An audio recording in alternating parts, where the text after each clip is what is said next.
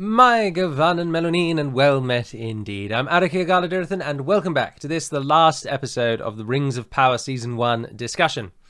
I am again joined by Heiganel, or Jess. Hi. And we're going to talk about some of the more, what I think, interesting and related Easter eggs that pop up throughout the show for your viewing pleasure. So today we are going to be doing a video on the Easter eggs of the Rings of Power show.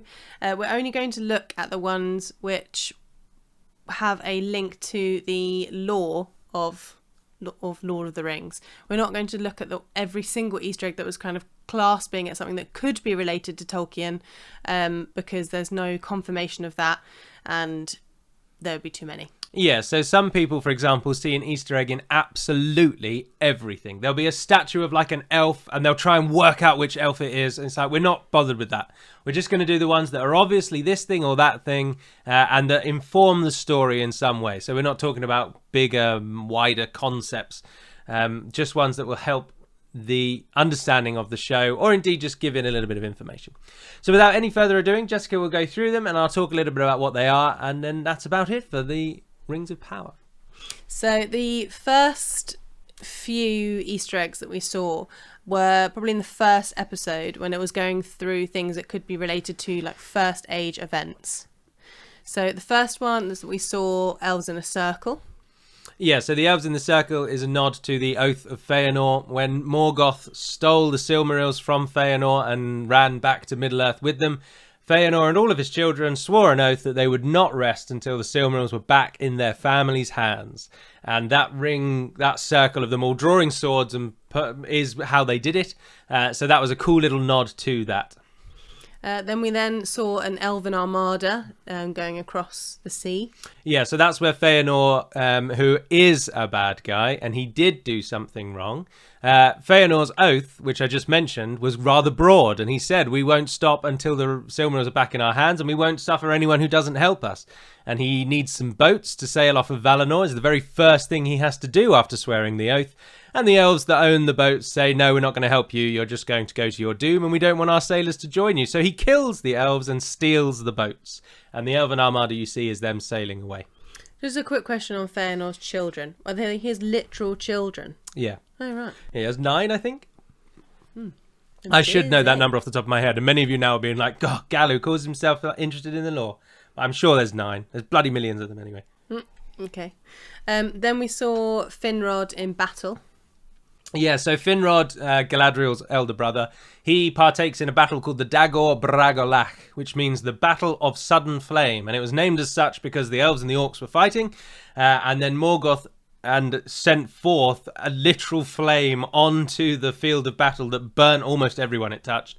It was unfortunately a loss for the forces of good, but Finrod was able to survive owing to Barahir, who we're going to talk about again later when we talk about Elrond's brooch. But Barahir is a famous human, and he saves Finrod's life, and Finrod gives him his ring in reward for saving his life. So that's how he escapes the Dagor Bragolach. But the show wants you to think that he dies in that battle, but he doesn't. And then that's the very next point. Yeah, then when we see Finrod dead on the plinth, I guess, he's covered in scratches, which obviously doesn't quite fit with... He had loads of armour on, so he wouldn't have those scratches if he died in the way that the show would led to believe in the show. So what are those scratches relating to? Do you know? Only because you've told me. Oh. Yeah, so Finrod doesn't die at the Dagor Bragolach, as I say. He's saved by Barahir. He then joins Barahir's son Beren on his quest for the Silmarils, which we've mentioned before. Feanor's oath is after the Silmarils. So we're now dealing with quite a few years later. Beren says he'll go and get a Silmaril because that's the only way that he can wed Luthien, who is the elf who he weds. The Luthien's father doesn't want her marrying a human, so he gives him an impossible task, and then Beren manages to do it, so he manages to marry her. But anyway, Finrod joins Beren. They get captured by Sauron, and Sauron imprisons them, and then he slowly kills them off one by sending werewolves and wargs and wolves down into their cell, until there's only Finrod and Beren left. And Finrod gives up his life by diving in the way of a werewolf who's going to attack Beren, and that saves Beren's life.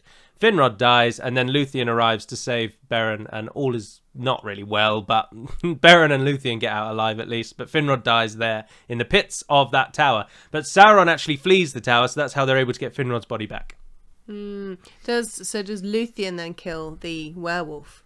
No, Huan, who we're going to again talk about in a few moments, he kills the werewolf. Okay. And he actually captures Sauron. That's why Sauron flees. So, Finrod kills the werewolf in tangling with it, but then by doing so, he dies. And then Beren arrives to then save... Luthien then arrives to save Beren, but she's accompanied by a great hound called Huan.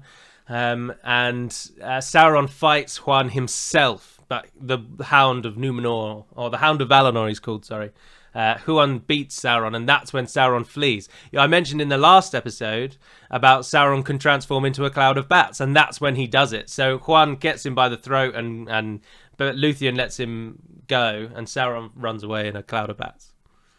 But anyway, yeah, so that's where Finrod dies, and that's why he has scratches, because he fights a werewolf. And wins. To be fair, sort of. With the way that he's looked, he hasn't come up badly from fighting a werewolf. Well, no, the show needed you to recognise who he is. Yeah, I suppose. Then there is a scene which is all in red, and there are like bodies floating in what I thought was underwater, but it's been hinted that that's actually the air. They're falling from the sky, if that's where they are, and then everything's all red around them, and it's showing a battle that's obviously happened or happening or ending. And that is also a hint to a event. Yeah, so at first when I saw that, I thought it was a premonition of what's going to happen to Númenor. So I thought that's, as Jess says, it looks like it's underwater, so it looks like that's the drowning of Númenor. But I think in taking it in context of where it appears in the show, it's actually just a very brief depiction of the War of Wrath, which is the world-shaking, earth-shattering war between the Valar and Morgoth directly, although it's fought between elves and orcs mostly, but the Valar do get involved. And the culmination of that war is Morgoth's banishment. He's sent off to the void. He doesn't touch Middle-earth again, but Beleriand sinks beneath the sea, and that's probably why it looks like it's underwater, because the whole continent is literally drowned in the war. So that's why it's so big. Yeah. And then the last hint that we had of the First Age events was the pile of helmets that we see Galadriel looking solemn next to. And obviously that is a different depiction of another hill, isn't it? Well, possibly. This is one of those points, this is probably one of the only ones on the list where it might be that people are just digging too deep. And by people, I mean us. Where obviously Galadriel is looking at a mountain of helmets. But in the lore, after the Battle of Unnumbered Tears, the Nirnaeth Arnoediad, there's which is a massive loss for the elves. It spells the end of elves in the First Age, and they only end up winning because the Valar become back to interject. So when Morgoth wins his overwhelming victory, he piles up the bodies of elves and men and leaves them in a mound on the battlefield. And it's called the Hill of the Slain, understandably, because they were all killed. But then in one of those things where Tolkien just loves nature, the mountain, the point of it was Morgoth showing basically, look, you've lost. I'm not even going to let you bury your dead. I'm going to pile them up and forever they will remind you of your failing. But in truth, grass grows over this mound of dead bodies, and the orcs then never go near it because it's in a desert otherwise. So it's this sort of magical, again, talking about Tolkien not describing magic. It's just this magical grass hill in the middle of a vast wasteland. So someone had to have done that. Someone had to have interjected and made that grass grow. But Tolkien doesn't explain why. It's just good beats evil. And anyway, so it's called the Hill of the Slain, but in the show it's only a mountain of helmets, so I think it's just a bit of a nod to that battle rather than actually depicting the Hill of the Slain. Is the battle name important? Well, I just said it. Oh, okay.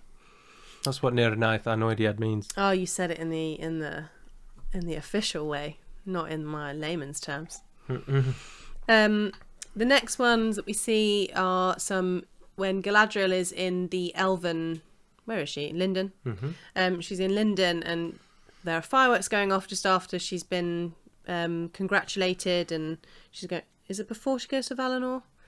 I have no idea. Okay. Well, she's there, and Elrond comes to see her. And they have a little chat, and we see some carvings on the tree. And one of the carvings, you can see an elf with a dog or a hound. Yeah, so as just mentioned, so I won't labour the point, that is Luthien with Juan. And Juan is a great hound of legend, but he does eventually, unfortunately, die. But he pops up every now and then in the Silmarillion if you read that. But yeah, Luthien and Juan are shown in the tree. And then the ones around her, I'm assuming, are probably one's Finrod, because she's looking at that one, isn't she? Yeah, so that's the point I mentioned at the beginning. Yeah. There's other statues there, and I'm sure if you go on the internet and look, other people will try and hypothesize who are these statues. But I'm not interested in hypotheses. I just want the ones that are sort of categoric, or at least close enough that you're not really guessing. Another one would be the alpherian seeds. Is that how I say that?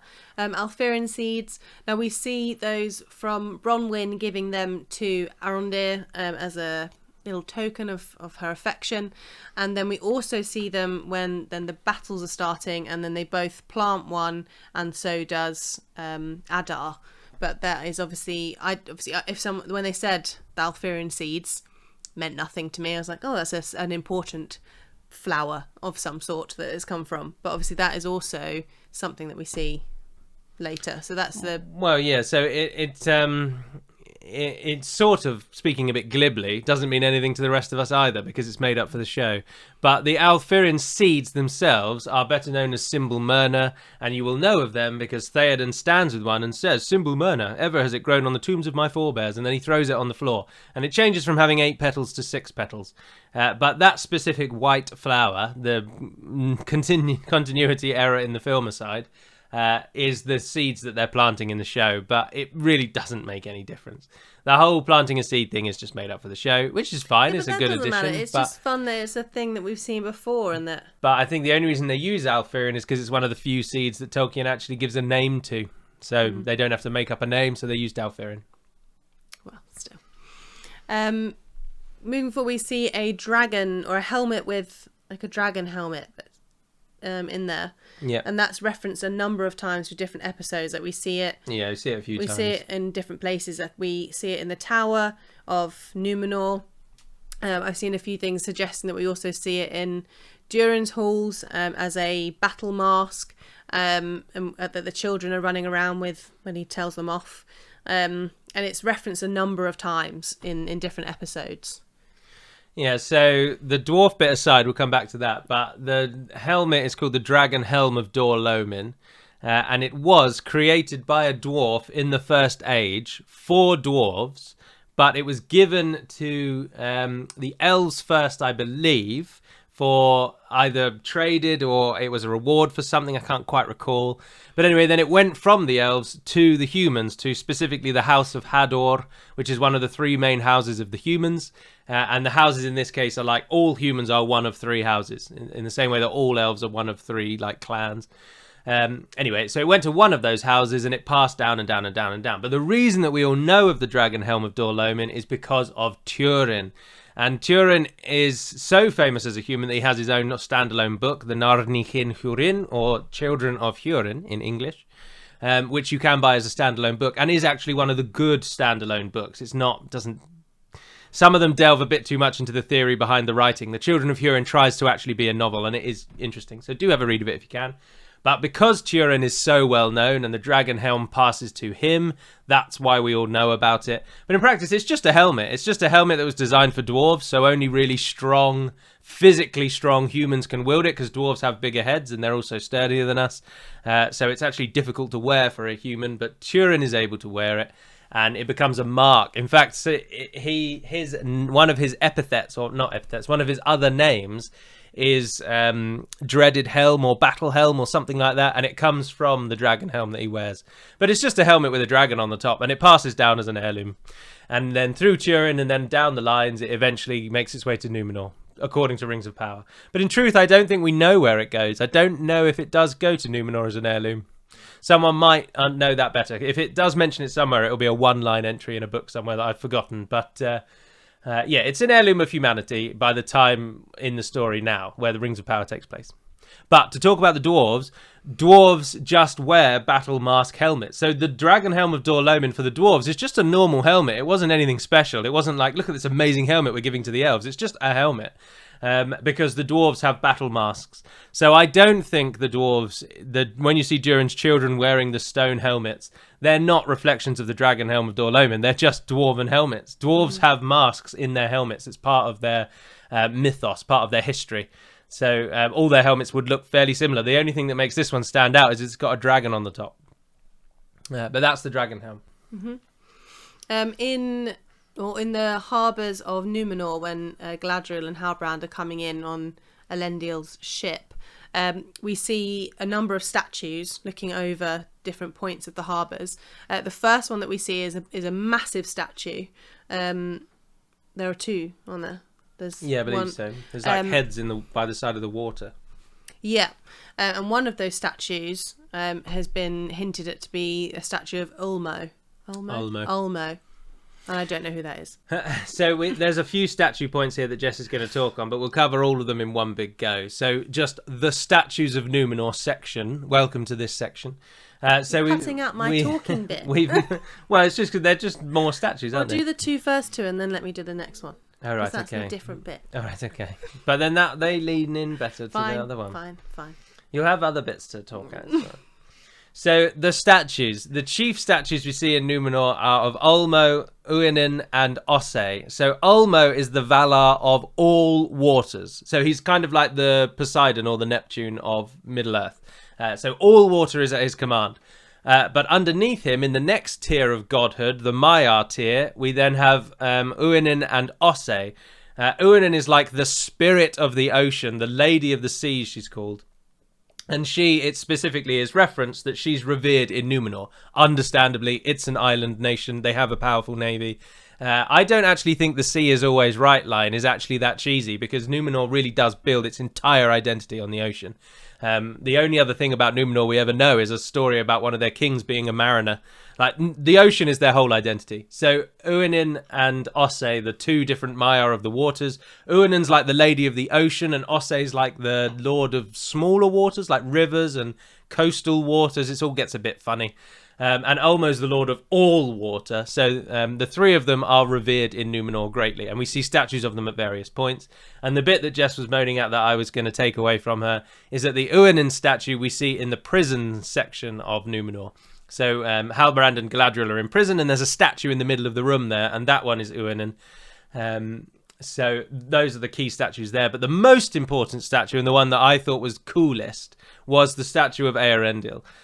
So Elros and Elrond's father, Eärendil, he sailed to Valinor at the end of the First Age, after the battle I mentioned of that led the big mound of dead bodies. He sailed to Valinor and petitioned them to come back and save Middle-earth because Morgoth was about to win. The Valar agreed, they listened to him, and then they sent him up into the heavens to guide his ship around forevermore with the Silmaril at the prow, so that it would appear as a star in the sky. So he's quite a mythical creature, but I think actually in practice he does live on Valinor, and then every now and then he goes up. It's a bit unclear, I'm not 100% sure. But anyway, Eärendil is their father, and so he's the kind of founder, the saviour, if you will, of humanity, or certainly for the Númenorians. And that's why in the harbour he's the gentleman, the massive statue with a star on his brow, because he's one of their most important humans. Elros being their first king, but... And then we also see a hint of his wife. So Eärendil and Elwing flee Middle-earth, or flee Beleriand, just as Feanor's armies. Feanor's long dead, but his sons keep up his oath, and they are carrying out the third time that the elves kill other elves. It's called the third kinslaying. And Elwing flees from that kinslaying by diving into the ocean and swimming after her husband, who's already left. And Ulmo takes, I think it's Ulmo, it could be Uinen or it could be Osse, one of the three water gods, basically, takes pity on her and turns her into a swan, and she swims up to Eärendil's ship, and then she transforms back into a human when she's in his arms. And so there's also a swan, there's a lot of swan imagery in Númenor, because then their two most important people, the mother and father of their first king, and the saviours really of their race, they immortalize their story in statues. But swans appear throughout Lord of the Rings loads. We're going to talk about swan again in a moment, but swans are all over the place. Tolkien loves them. And if you've ever been to England, or if you live in a place that has swans, you'll understand why. They are very majestic. They're evil bastard creatures, but aggressive. they're...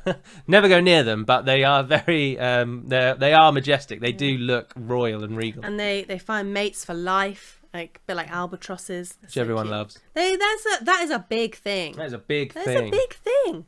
Anyway, so those are swans, and they appear a lot in Lord of the Rings. Yeah. But those are all of the statues of Númenor. I'm not sure if the bird on Eärendil's shoulder is a swan. I think it's a bird. Oh, well then if it's just a bird, then it doesn't mean anything. I'll check. And then also I think it's in the same episode, and I know that it's not necessarily a Easter egg as such, but we see the tapestry in the Hall of Law, and on that tapestry we see Elrond and Elros, who is Elrond's brother. But the only reason I've put that in as a Easter egg is because it kind of focuses more on Elrond, to show that he's different in that bit, and they hint at Elros, but they don't really go into that much detail about him, or mention him massively. So I just thought we put it in so you could talk a bit more about. And what do you know about Elros? That he's his brother and he became a human, and he's special on Númenor. Yeah, so Elrond's twin brother Elros, I'm sure we've touched on this before, but Elrond's twin brother Elros becomes the first king of Númenor. He lives for about 550 years, longer than any other Númenorian ever does, but he specifically gives up his immortal life to become a human. So he dies many thousands of years ago, but they didn't touch on that in the show. They mentioned about Elrond being disappointed that his mother and father had buggered off and he doesn't have them anymore, but he doesn't talk about the fact that his twin brother chose to die, which I think is more interesting. But anyway, so Elros was the first king of Númenor. All Númenorian descendants, all Númenorian kings are thereby descended from him, and he was their founding king. And that's why he appears in the tapestry. But yeah, arguably one of the more interesting things about him is that he's Elrond's twin brother, because Elrond appears in the story a lot more than Elros does, so it's just a cool little nod.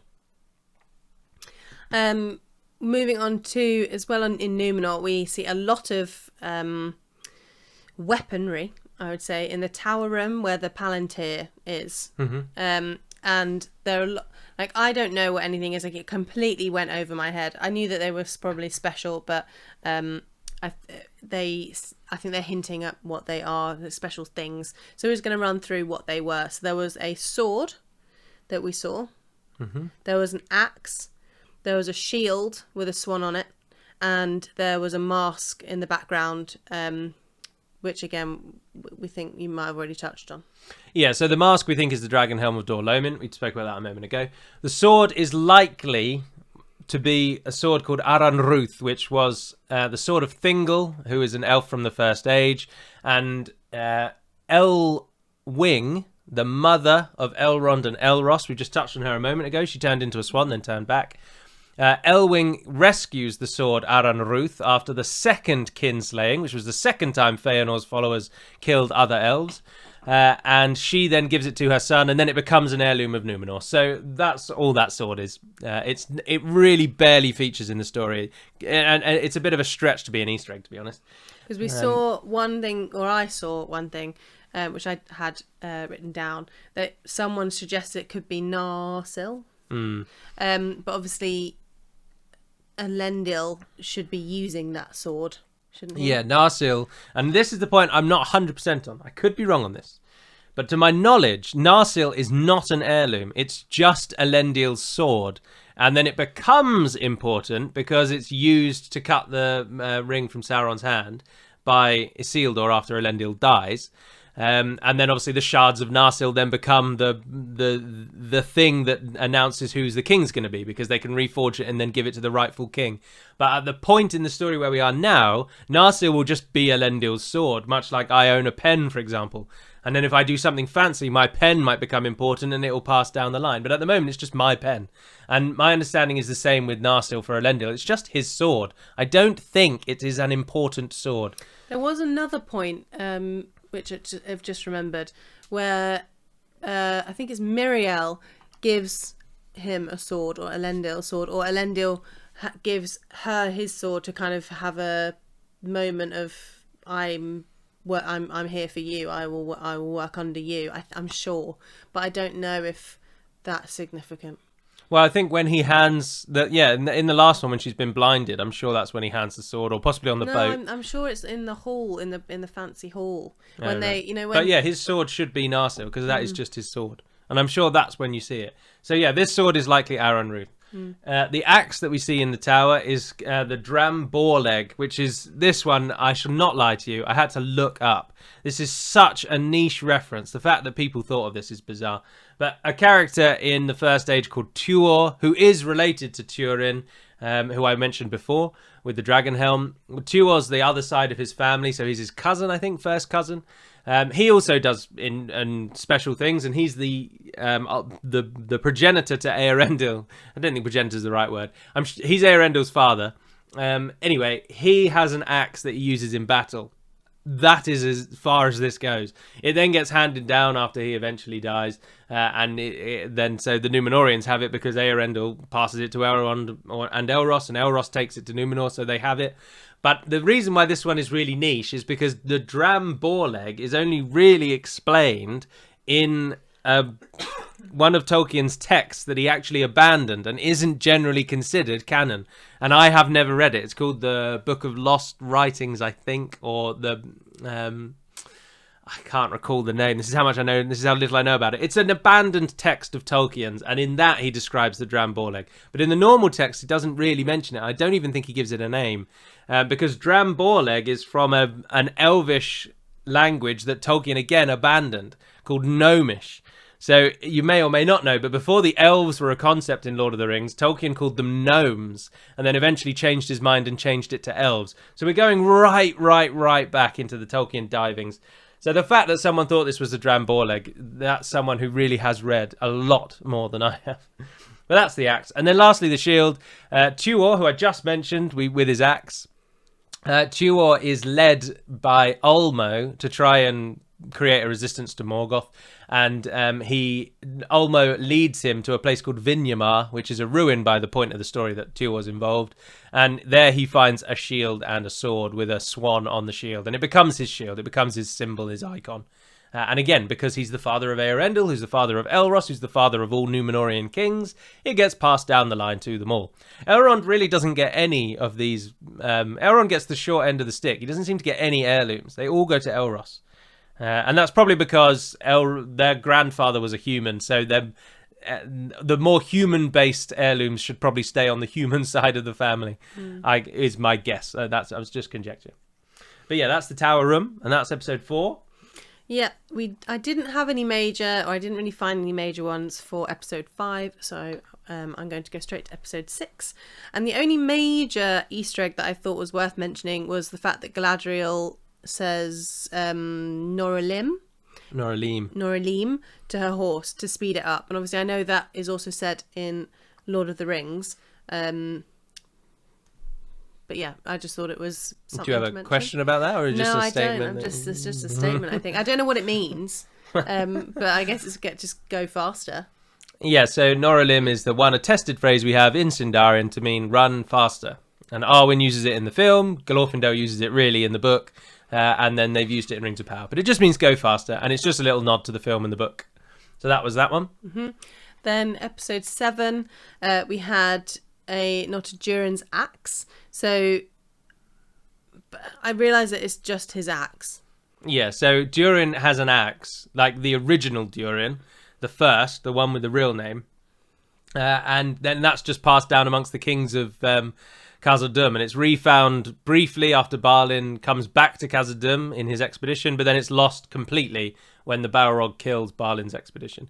But it's just an axe. There's really nothing written about it. It doesn't even have a name. It's literally just Durin's axe. So the fact that this Durin has an axe does not suggest necessarily that it is the axe of the original Durin.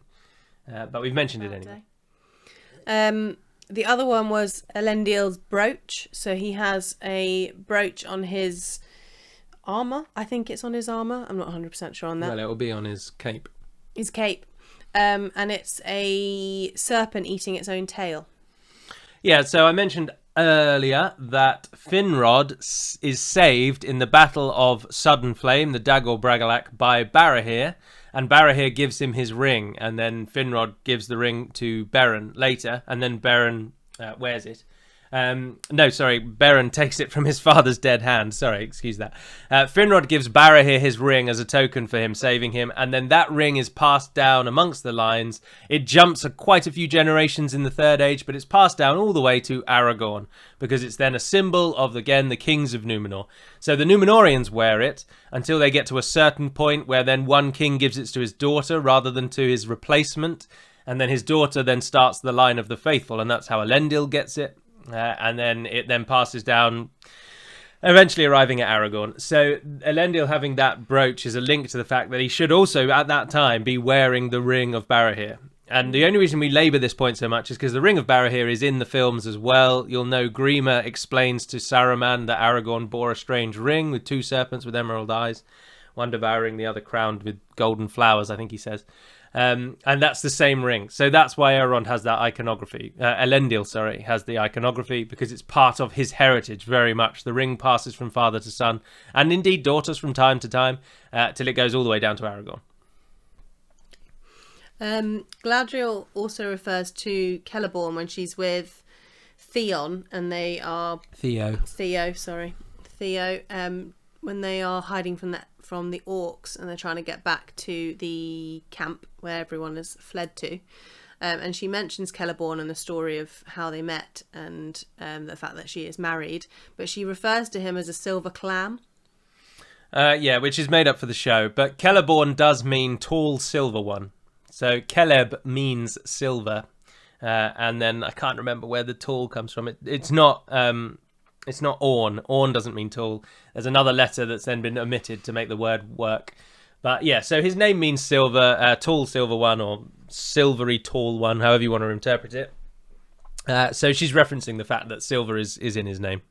So it could just be like a pet name. Yeah, Silver Clam will be just some made up thing for the show, yeah. Fair enough. And then finally on to episode 8, we see the dragon helm again, but we're not going to go into that again. No. And then we see Gil-galad holding a spear, and that's the only time I think we see him holding that spear. But... yeah, which is just like that. This is the most ham-fisted Easter egg in the whole show. Gil-galad is famously known for having a spear called Eoglos, which means icicle in Sindarin, or in Sindarin. And yeah, it was so jarring to see him standing in the corridor holding the spear, and they literally only put it in so that everyone could be like, "Oh, that's Eoglos, that's Gil-galad's spear." But that is what it is. It doesn't do anything special. It's just a spear that he gave a name to, and he uses it in the Last Alliance when he snuffs it. Spoiler alert. And so yeah, they represented the spear. But the final point just to touch on is Gil-galad itself. Jess thought this was interesting when I explained it to her, so she asked if I would. There's been a lot of talk about whether it's Gil-galad or Gil-galad, and the pronunciation rules are that if Gil-galad generally is always written as Gil-galad, which is two separate words. In that instance, the stress would be on the gal part of the second name, so it would be Gil-galad. But it's also often written without the hyphen as a single word. And in that case, it would be pronounced Gil-galad, with the stress being on the gil, not the gal. So depending on how you write the word, depends on how you say it. So the point of this is just to say, if you dislike them saying Gil-galad, and you'd rather say Gil-galad, note that depending on how you write the word, either can be correct. So that's just a little point on the stress of his name. His name means starlight. Gil means star, and Galad means light. And so it literally just means starlight. That is what his name means. But for the primary Easter eggs, that caps off our list. If there is anything that you saw that you think is a obvious Easter egg and not just oh, that one might be this, or even if you do have those ones that are a bit more out there, please post them down below so others can have a read, and then we can also have a read, see which ones we missed. Because this is just gathered from our general watching, note taking while we're watching along, and then looking as well and seeing if anyone else has picked up on bits and bobs. If there are enough, I will do my best to persuade Galu to do a whole video on it. Or if we have loads, enough, to do a video that's not just answered. Like if say loads of people can't ask the same one, for example, then we may then just do a shorter video just explaining the other ones that have come up that we didn't mention. But we will review to see how many come forward for that. Hopefully we've hit most of the ones that people would have thought of or wanted to know something about, and then and that will be it. Yeah, so this is the last Rings of Power episode most likely. But Jessica is quite keen to do this same format for The Lord of the Rings. And we are currently watching the show through. We've only got The Return of the King to go. Jess has made copious amounts of notes. So you are probably almost certainly going to get at least this missing information series will continue with the films themselves. And that will tick us over. So stay tuned for that. But as far as Rings of Power goes, we'll have to wait and see where we are in 2 years' time when the next series comes out. We could be in totally different places in our lives. We don't know. So for the moment, this might be the last Rings of Power episode. But if it is, we hope you've enjoyed the series along. We hope that you've learnt something about Lord of the Rings, because that's the primary aim of this. And we chiefly hope that you will now go out and read the books, because they are really good. But if you do have any other questions, post them down below. I will get around to answering them, and so will Jess if she has the time as well. But for now, and until we speak again, dear friends, Navair Neden Pedemad Melunin. And farewell. And farewell.